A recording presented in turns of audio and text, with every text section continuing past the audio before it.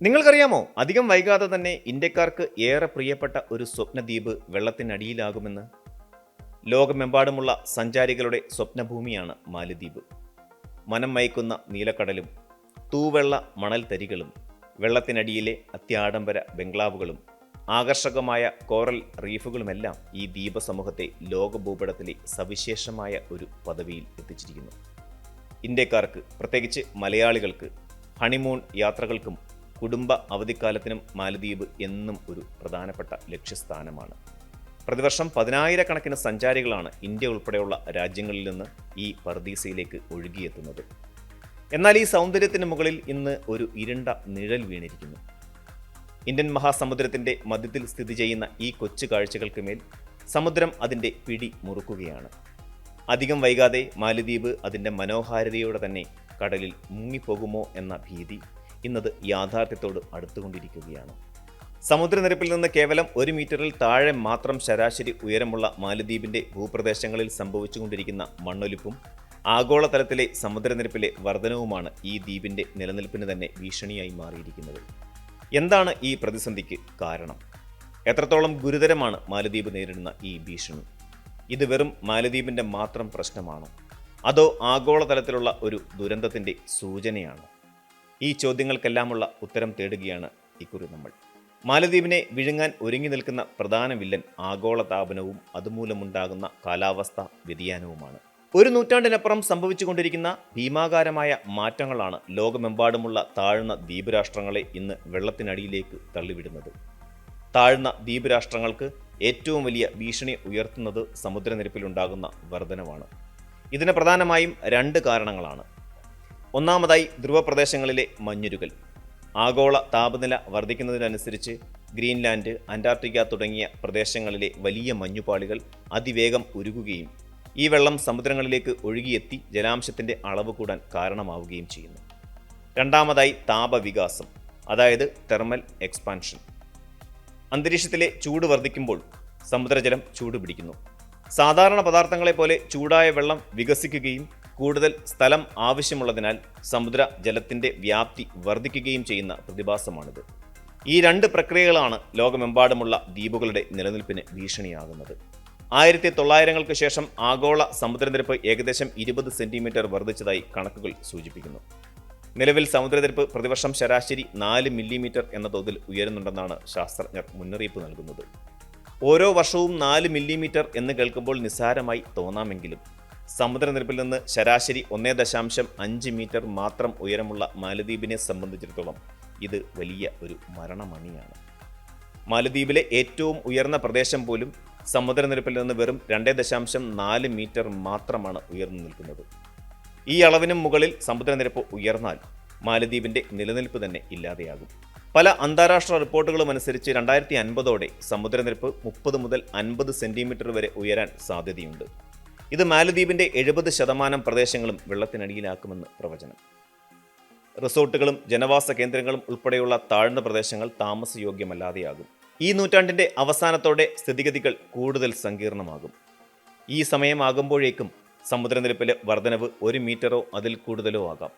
ഇതോടെ ഈ ദ്വീപസമൂഹം പൂർണ്ണമായും ഇല്ലാതാകാനുള്ള സാധ്യത വളരെ കൂടുതലാണ്.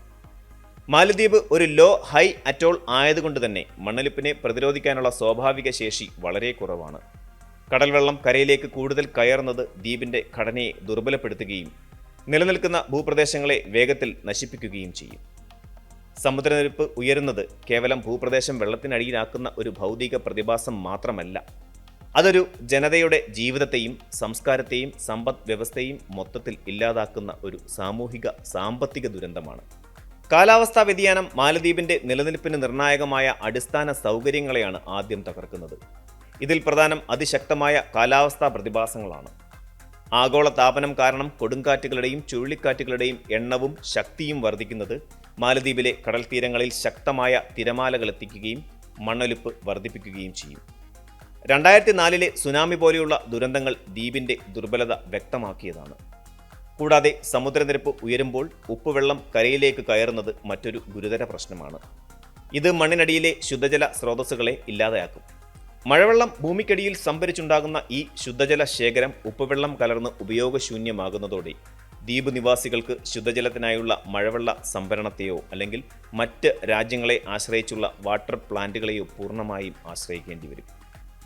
മാലദ്വീപിൻ്റെ സമ്പദ് വ്യവസ്ഥയുടെ നട്ടെല്ല് തന്നെയാണ് വിനോദസഞ്ചാരം. രാജ്യത്തെ 60% ആളുകളും തൊഴിലിനായി ആശ്രയിക്കുന്നത് ഈ മേഖലയെയാണ്. ലോകോത്തര നിലവാരമുള്ള ബീച്ചുകളും വെള്ളത്തിന് മുകളിലുള്ള ബംഗ്ലാവുകളും മനോഹരമായ കോറൽ റീഫുകളുമാണ് മാലദ്വീപിൻ്റെ പ്രധാന ആകർഷണങ്ങൾ. എന്നാൽ സമുദ്രനിരപ്പ് ഉയരുന്നതും മണ്ണൊലിപ്പ് കൂടുന്നതും ഈ റിസോർട്ടുകൾക്ക് ഭീഷണിയാണ്. ബീച്ചുകൾ നഷ്ടപ്പെടുക, വെള്ളം കയറി റിസോർട്ടുകൾ അടച്ചുപൂട്ടുക തുടങ്ങിയ സാഹചര്യങ്ങൾ സംജാതമായാൽ വിനോദസഞ്ചാര മേഖല പൂർണ്ണമായും തകരും. ഈ തകർച്ച രാജ്യത്തെ വലിയൊരു വിഭാഗം ജനങ്ങൾക്ക് തൊഴിൽ നഷ്ടമുണ്ടാക്കുകയും ദ്വീപുകളുടെ പ്രധാന വരുമാന മാർഗം നിലച്ച് രാജ്യം സാമ്പത്തികമായി പാപ്പരാവുകയും ചെയ്യുന്ന അവസ്ഥയിലേക്ക് കാര്യങ്ങൾ നീങ്ങാൻ കാരണമാകും.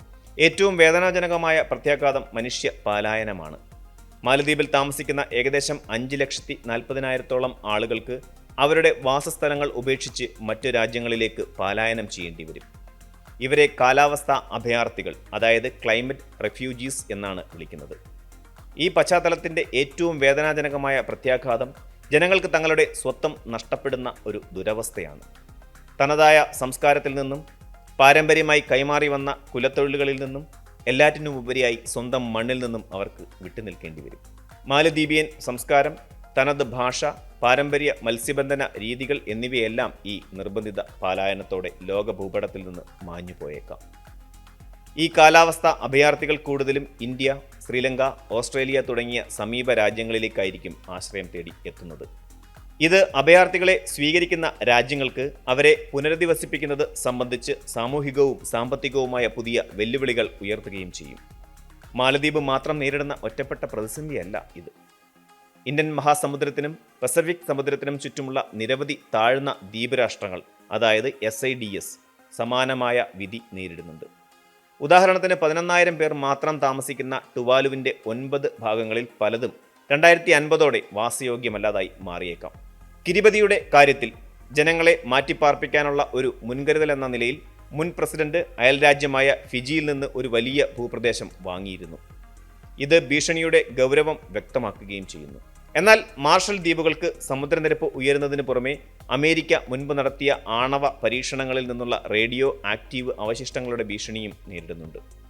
ശ്രദ്ധേയമായ കാര്യം, ഈ ചെറിയ രാഷ്ട്രങ്ങൾ ആഗോള താപനത്തിന് ഏറ്റവും കുറഞ്ഞ സംഭാവന നൽകിയവരാണെങ്കിലും അതിൻ്റെ ഏറ്റവും വലിയ പ്രത്യാഘാതം അനുഭവിക്കുന്നത് അവരാണ് എന്നതാണ്.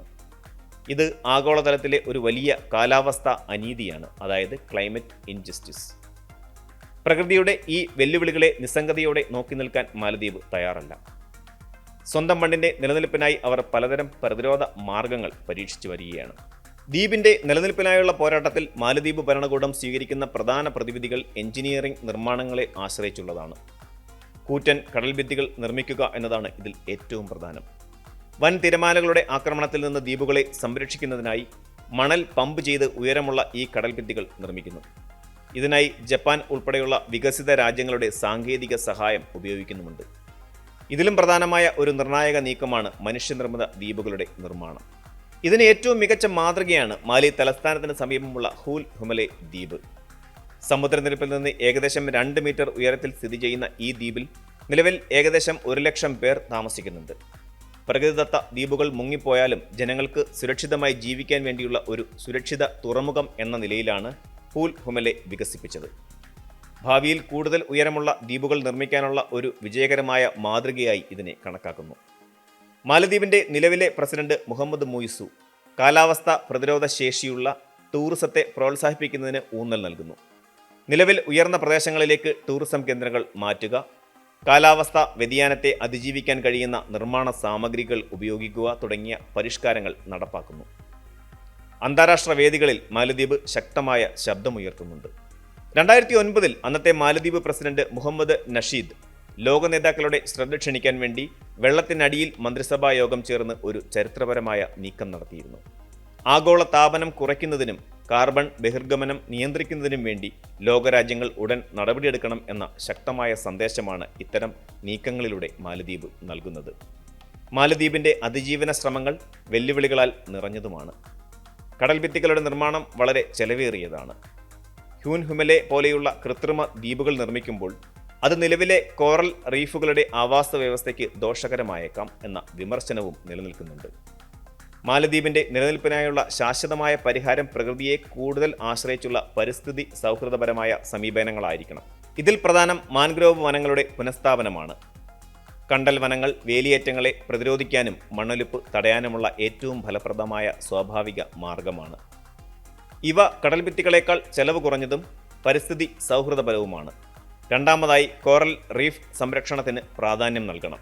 കാരണം കോറൽ റീഫുകൾ കടലിന്റെ ശക്തി കുറയ്ക്കാനും ശക്തമായ തിരമാലകളെ തടയാനും സഹായിക്കുന്ന ഒരു സ്വാഭാവിക തടസ്സമായി പ്രവർത്തിക്കുന്നു. അതിനാൽ റീഫുകളുടെ ആരോഗ്യം സംരക്ഷിക്കേണ്ടത് ദ്വീപിന്റെ സുരക്ഷയ്ക്ക് അത്യന്താപേക്ഷിതമാണ്. മാലദ്വീപിന്റെ അതിജീവനം എന്നത് വെറുമൊരു പ്രാദേശിക പ്രശ്നമല്ല, മറിച്ച് ഒരു ആഗോള ധാർമ്മിക ഉത്തരവാദിത്തമാണ്. ലോകത്തിലെ ഏറ്റവും വലിയ കാർബൺ ബഹിർഗമന രാജ്യങ്ങൾ ഈ ദ്വീപ് രാഷ്ട്രങ്ങളുടെ സുരക്ഷയ്ക്കായി സാമ്പത്തികമായും സാങ്കേതികമായും സഹായം നൽകേണ്ടതുണ്ട്. ഇന്ത്യക്കാരുടെ പ്രിയപ്പെട്ട സ്വപ്നദ്വീപായ മാലദ്വീപ് ഒരു നിർണായക നിമിഷത്തിലൂടെയാണ് ഇപ്പോൾ കടന്നു പോകുന്നത്. ഈ പ്രതിസന്ധി വെറും മാലദ്വീപിന്റെ മാത്രം ദുരന്തമല്ല, മറിച്ച് ആഗോള താപനത്തിന്റെ ഭീകരമായ മുഖം നമുക്ക് മുമ്പിൽ തുറന്നു കാട്ടുന്ന ഒരു മുന്നറിയിപ്പാണ്. വൻകരകൾക്ക് പോലും ഇത്തരം മാറ്റങ്ങളിൽ നിന്ന് അധികനാൾ ഒഴിഞ്ഞു നിൽക്കാൻ കഴിയില്ല. സമുദ്രനിരപ്പിൽ നിന്ന് ഉയരമുള്ള മറ്റ് രാജ്യങ്ങൾക്ക് ഈ ഭീഷണിയെ തങ്ങളുടെ അയൽക്കാരുടെ മാത്രം പ്രതിസന്ധിയായി കാണാൻ സാധിക്കുകയില്ല.